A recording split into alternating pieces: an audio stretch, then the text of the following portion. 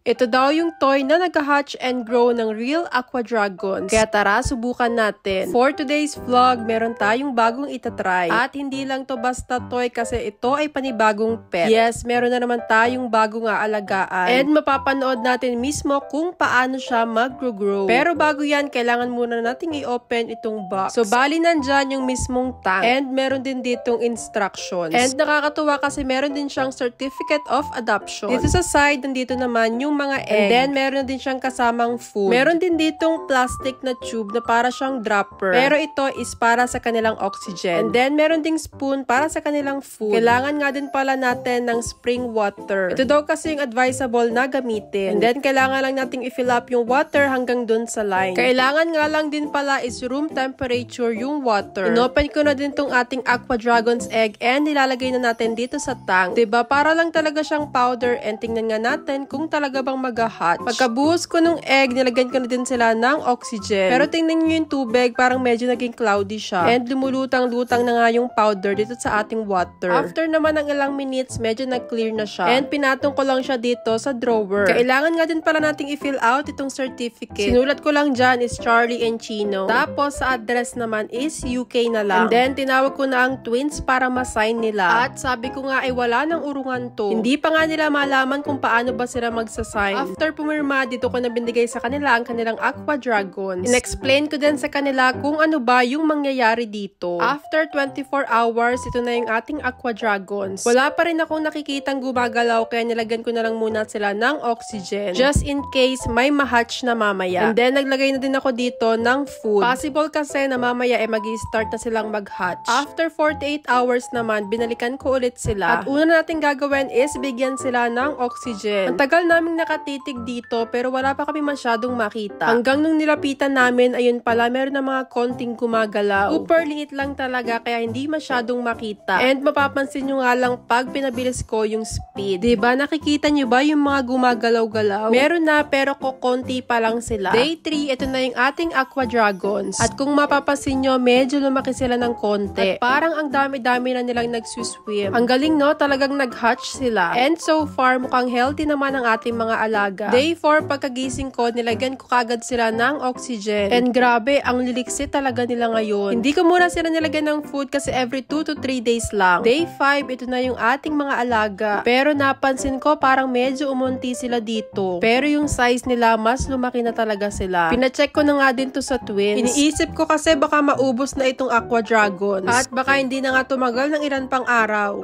I love aqua dragons. Actually, pwede silang lumaki pa ng hanggang 1 cm or siguro bigger pa. Parang 1 to 2 months lang din kasi sila tumatagal. Or swerte ka na pagka tumagal pa doon. Ito namang si Charlie, tawa ng tawa.